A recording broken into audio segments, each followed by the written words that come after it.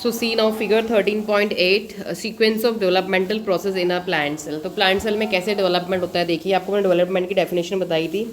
It refers to all changes it undergoes from germination of seed to senescence. Germinate seed जब burst होकर अपना छोटा सा जो tiny plantlet निकालती है, तब से लेके जब सीड पूरी खत्म, जब वो प्लांट पूरा खत्म हो जाता है, I mean it goes to death phase, तब तक का जो पूरे बीच की जो साइकिल है जन्म से लेके उसकी डेथ तक की, उसे बोलते हैं हम डेवलपमेंट. तो उसके टाइम पे वो पूरा डेवलपमेंट में जाता है, अलग अलग चेंजेस लाता है. अब देखिए क्या क्या चेंजेस होते हैं. So look at the figure now. First पहले देखिए मेरिस्टेमेटिक सेल्स होते हैं, the cells which keep on dividing. ये सेल्स हमेशा डिवाइड होते हैं. ये सेल्स देखिए अपने अंदर क्या करते हैं, सेल डिवीजन करते हैं. ऊपर लिखा हुआ है सेल डिवीजन. उसके बाद जब सेल डिवीजन इन सेल्स के अंदर होता है तो ये सेल्स के अंदर प्लाज्मा, इनकी प्लाज्मेटिक ग्रोथ होती है. प्लाज्मेटिक ग्रोथ सबको पता है क्या होता है, जब उनकी प्लाज्मा जो प्रोटोप्लाज्म है उनके अंदर फील्ड वो ग्रो करती है, वो बढ़ती है साइज में. जब वो प्लाज्मा उनकी बढ़ेगी तो सेल भी बढ़ेगा, क्योंकि उनको अपना अंदर का पहले फ्लूइड बढ़ाना होगा. जब प्लाज्मा यहाँ से यहाँ तक पहुँचेगी तो ऑब्वियसली सेल भी बड़ा हो जाएगा. उसके बाद देखिए क्या होता है, प्लाज्मेटिक ग्रोथ के बाद हमारा होता है सेल्स का एक्सपेंशन. सेल्स का एक्सपेंशन मतलब सेल्स इलोंगेट करते हैं, बढ़ते हैं. अभी इस पहले प्लाज्मा प्रोटोप्लाज्म बढ़ी, फिर सेल भी बढ़ा. आप नंबरिंग करते जाइए 1 2 3 4 करके, जैसे मैं आपको बता रही हूँ. प्लाज्मेटिक ग्रोथ हुई, अब सेल्स का एक्सपेंशन हुआ, सेल्स भी इलोंगेट हुए, क्योंकि प्लाज्मा फ्लूइड बढ़ा तो सेल भी बढ़ा, इसलिए पहले प्लाज्मेटिक ग्रोथ आई है. उसके बाद देखिए क्या हुआ, जैसे ही सेल्स बढ़ गए उसके बाद उन सेल्स का हो गया डिफ्रेंशिएशन. मैंने आपको डिफ्रेंशिएशन की डेफिनेशन बता दी है. अब डिफ्रेंशिएशन हो गया उन सेल्स का. जैसे ही सेल्स का डिफ्रेंशिएशन होता है, अब सेल्स का होता है मैच्योरेशन. अब सेल हो जाते हैं हमारे mature to perform specific function. लिख सकते हैं आप, mature to perform specific function. अब सेल्स मैच्योर हो गए. उसके बाद मैच्योर सेल्स हमारे जब मैच्योर हो जाते हैं सेल्स पूरे तरीके से, तो उसके बाद सेल्स हमारे कहाँ एंटर कर जाते हैं, सेनेसेंस, डेथ फेज में. ओल्ड हो जाते हैं cells, they enter to death phase. तो ये पूरी की पूरी एक साइकिल बता रखी, कैसे प्लांट अपनी स्टार्टिंग करता है जर्मिनेशन से और कैसे वो एंड करता है अपनी उस साइकिल को सेनेसेंस फेज में. तो this is completely known as development. ठीक है, तो डेवलपमेंट देखिए हमारा जो प्लांट में होता है वो हमारा इंटरनल फैक्टर्स भी कुछ कंट्रोल करते हैं डेवलपमेंट की प्रोसेस को, और एक्सटर्नल फैक्टर्स भी कंट्रोल करते हैं. So let's see now next para. Development is a term that includes all changes that an organism goes through during its life cycle from germination of the seed to senescence. Diagrammatic representation हमने पढ़ ली है. It is also applicable to tissues and organs. Plant follow different pathway in response to environmental phases. तो plant अलग अलग pathways को follow करते हैं of life to form different kind of structure. तो अलग अलग काइंड के स्ट्रक्चर्स भी बनाते हैं. तो this ability is known as plasticity. तो देखिए नेक्स्ट आपका इंपॉर्टेंट टर्म आती है, व्हाट इज प्लास्टिसिटी. तो देखिए प्लास्टिसिटी क्या है, plants follow different pathways in response to environment और फेजेज ऑफ लाइफ. तो प्लांट अलग अलग पाथवेज को फॉलो करते हैं एनवायरनमेंट के रिस्पॉन्स में. इसी वजह से उनकी बॉडी में क्या होता है, डिफरेंट काइंड ऑफ स्ट्रक्चर्स बनते हैं. The different kind of structures are formed, and when different kind of structures are formed in their body, this ability is called plasticity. Clear हो गया. तो plasticity is a ability of a plant to follow different pathways.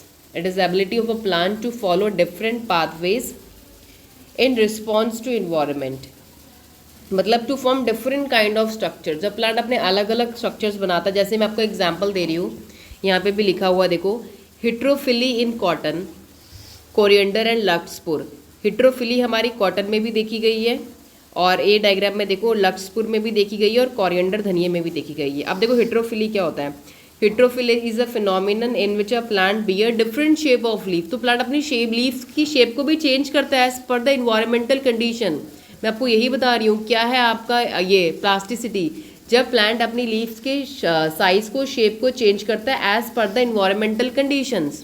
अब देखिए, अब यहाँ पे आप diagram में देख सकते हैं, in such plant the leaves of juvenile plant are different in shape and those in mature plant. पहले जब प्लांट छोटा होता है तब उसकी लीफ की शेप अलग होती है, और वही प्लांट जब जुवेनाइल, देखो कितना छोटा फेज है, ए डायग्राम का फर्स्ट वाला देखो, ये जुवेनाइल फेज है उसका स्टार्टिंग इनिशिएटिंग फेज.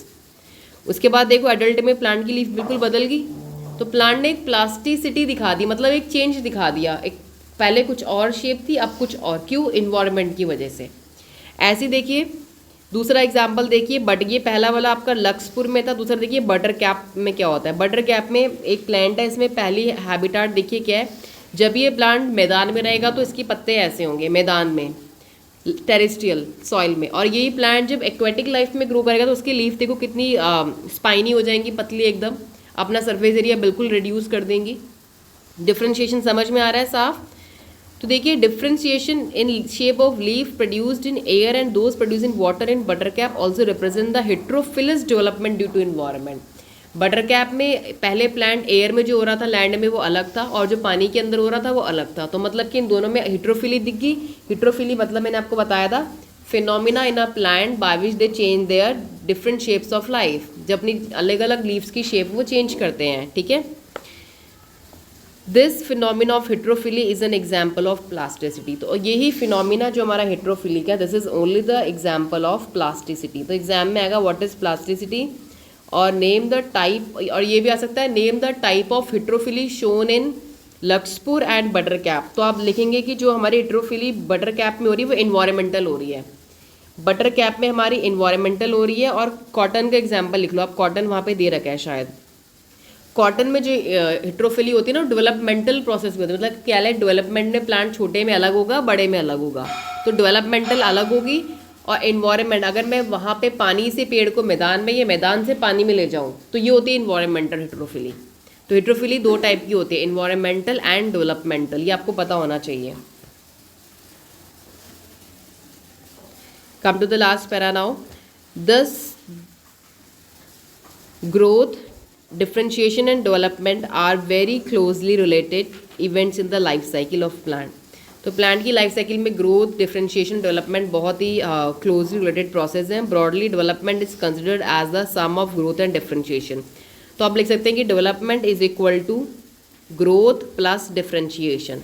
आप लिख दिए डेवलपमेंट की डेफिनेशन क्या है, प्लांट की ग्रोथ प्लस डिफरेंशिएशन, इन दोनों को मिला के हम बोलते हैं development. Development in plant both growth and differentiation is under the control of intrinsic and extrinsic factors। तो देखिए डेवलपमेंट जो हमारा प्लांट में होता है ये हमारा दोनों के कंट्रोल में होता है, प्लांट के इंटरनल फैक्टर्स के अंदर भी और एक्सटर्नल फैक्टर्स के अंदर भी।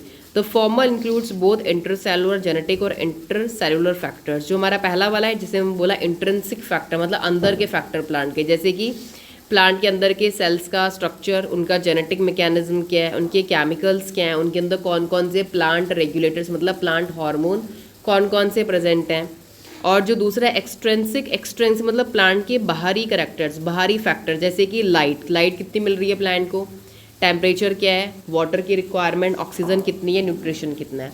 तो प्लांट की डेवलपमेंट की प्रोसेस दोनों फैक्टर्स पर निर्भर करती है, उसके अंदर के इंट्रिंसिक और बाहर के एक्सट्रेंसिक। क्लियर हो गया? तो this topic is completed. In next lecture will discuss about plant growth regulator that is known as plant hormone, जहाँ पे हम ऑक्सीजन, जिबरलिन सबके बारे में पढ़ेंगे।